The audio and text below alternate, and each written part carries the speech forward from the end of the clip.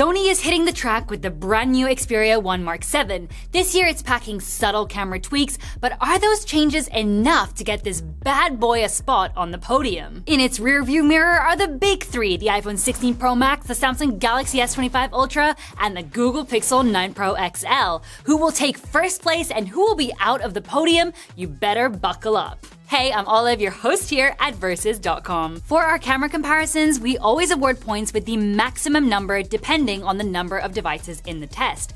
Since this comparison involves 4 devices, the maximum score for each category is 4. We'd also like to add that we always evaluate the photos and videos using a calibrated monitor. As always, let's start off with standard wide photos, as we feel that's the mode people use most frequently. Sony and the iPhone are sporting 48 megapixel sensors. The Pixel steps it up with 50 megapixels, while the Galaxy comes with a whopping 200 megapixels. As for apertures, they're pretty close across the board, with the Galaxy and the Pixel boasting the widest at f1.7. As for sensor size, the iPhone carries the biggest one at 1/1.28 inches. In this first photo, full of nature, Sony unfortunately struggles with the white balance, giving everything a far too green tone. Both the iPhone and the Pixel deliver more accurate colors, but the iPhone boosts the exposure on my pants a bit too much, while the Pixel completely changes their color. The Galaxy offers the best representation of the scene with realistic colors and spot-on exposure. In the second shot, the white balance variations are pretty minimal across the board, plus all phones show pretty good sharpness and dynamic range, so we're just gonna have to call it a draw on this one. Indoors, Sony's colors look a bit weird, with reds getting saturated and shadows appearing quite flat. The Pixel has an overly cold white balance and once again changes the color of my pants. What is up with that? Both the iPhone and the Galaxy deliver great shots, both pretty much being identical. Let's switch it up and test out some ultra-wide shots. Ultra-wide is a great mode for capturing more of the scenery in your photos.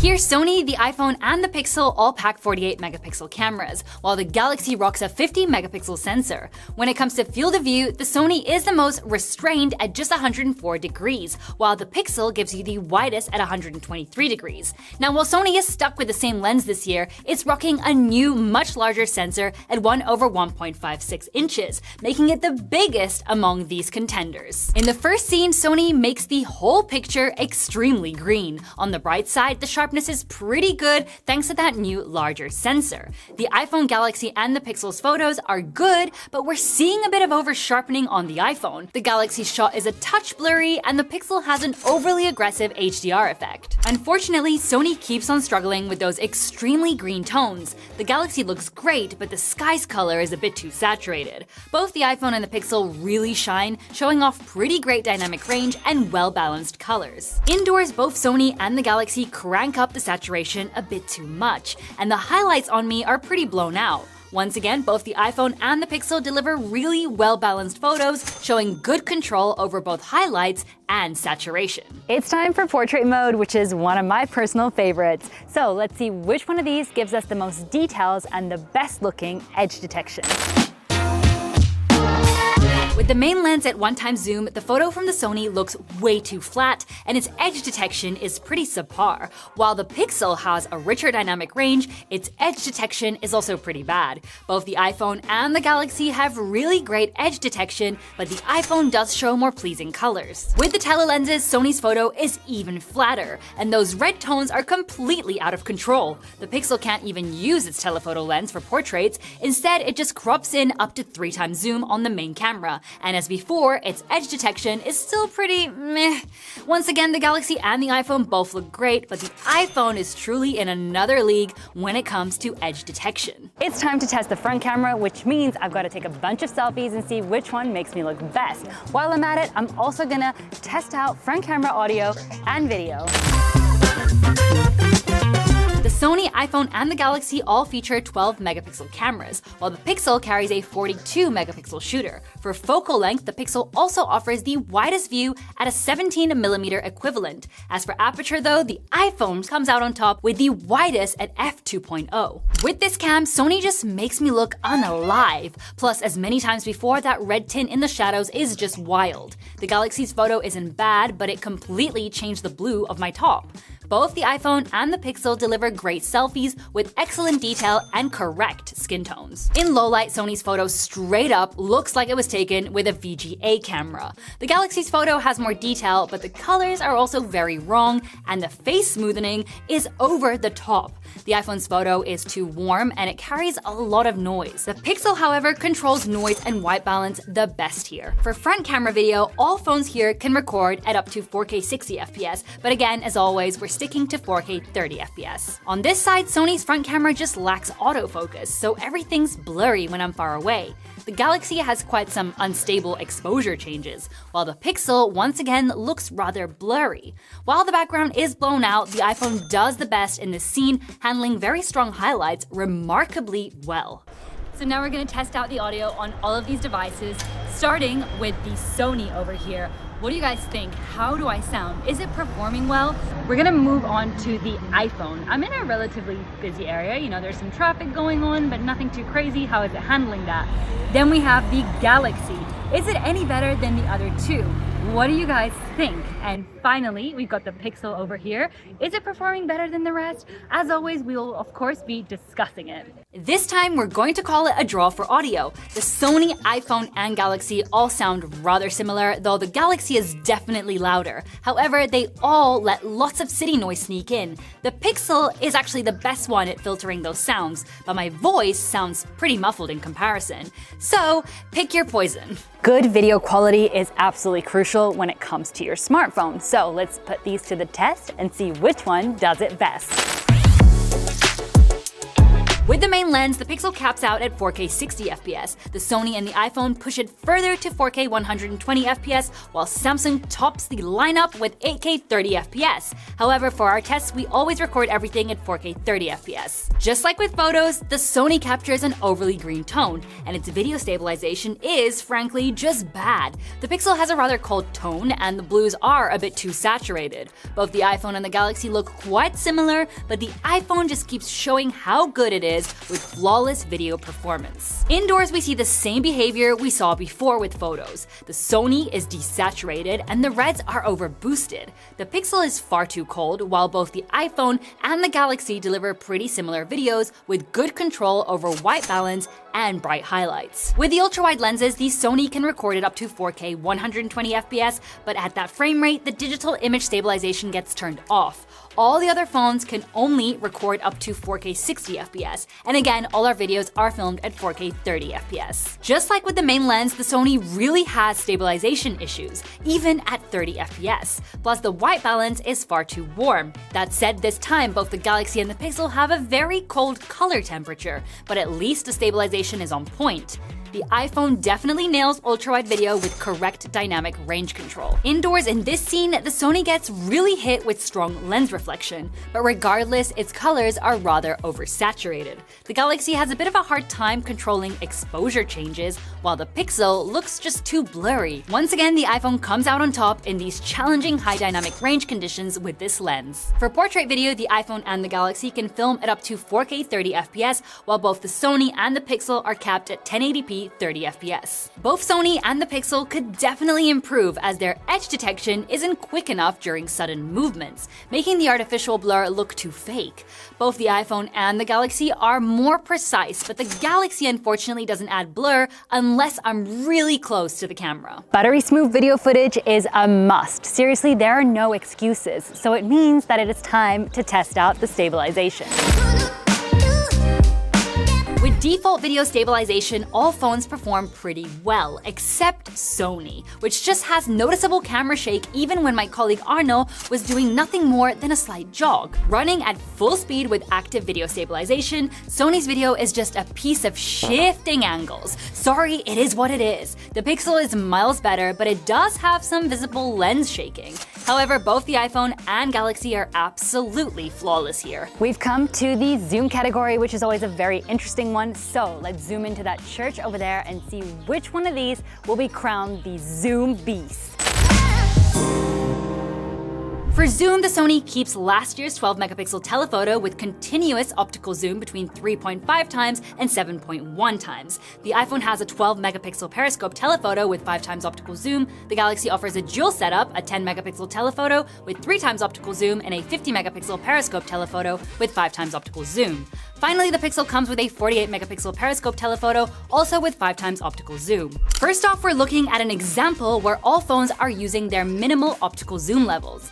Next up, the Sony is set to its maximum optical zoom, and the Galaxy to its second periscope telephoto lens. Now, at 10 times zoom, all phones are relying on digital zoom. Sony clearly loses the most detail here, while the Galaxy and the Pixel manage to preserve the most. Pushing it to 20 times zoom, both the Sony and iPhone photos start looking pretty rough. The Pixel looks alright, but the Galaxy still clearly preserves the most detail. Finally, for the maximum zoom levels, the Sony caps out at an oddly specific 21.3 times zoom. The iPhone goes to 25 times, the Pixel reaches 30 times, and the Galaxy takes the cake with 100 times zoom. Overall, the Sony, despite its continuous telephoto lens, offers the worst detail. The iPhone, while better, definitely has room for improvement. The Pixel impressively holds its own, but the absolute best in this category is the Galaxy, which manages to capture a surprising amount of detail, even at those deep zoom levels. Slow-mo is not a necessity to have on your smartphone, but it's definitely a cool feature. So let's put these to the test and see which one gives us the best outcome. Starting with the maximum resolution available, Sony, iPhone, Galaxy can all film at up to 4K 120 FPS. The Pixel, on the other hand, is limited to 1080p at 240 FPS. And it goes without saying, the Pixel looks the worst here because of that significantly lower resolution. Both Sony and the Galaxy are a bit dark, while the iPhone is much brighter but does miss some detail in the highlights. Next, we test the absolute maximum FPS each phone can handle. Sony only offers 120 FPS at 4K. It simply cannot film at a higher frame rate. All the rest offer 240 FPS at 1080p. While the Sony looks very sharp, it's stuck at that lower FPS. The others have their own flaws. Both the iPhone and the Galaxy are a bit too over-sharpened, while the Pixel is just too soft. It's time to get up close and personal, so let's get into macro mode. For macro shots at close range, the iPhone tends to be too bright, and both it and the Pixel produce inaccurate colors. The Galaxy gets closer to reality, but there's some pretty heavy sharpening going on. We actually love Sony's shot here. It looks very natural, and the colors are just spot on. In macro zoom, the Pixel's photo just lacks any kind of detail. The iPhone and the Galaxy are at a pretty similar level, but the iPhone does have more accurate colors. That said, Sony once again emerges as the absolute naturally sharpest with on-point colors. And finally, let's take a look at a few low-light examples and see how each one performs when challenged in darker conditions.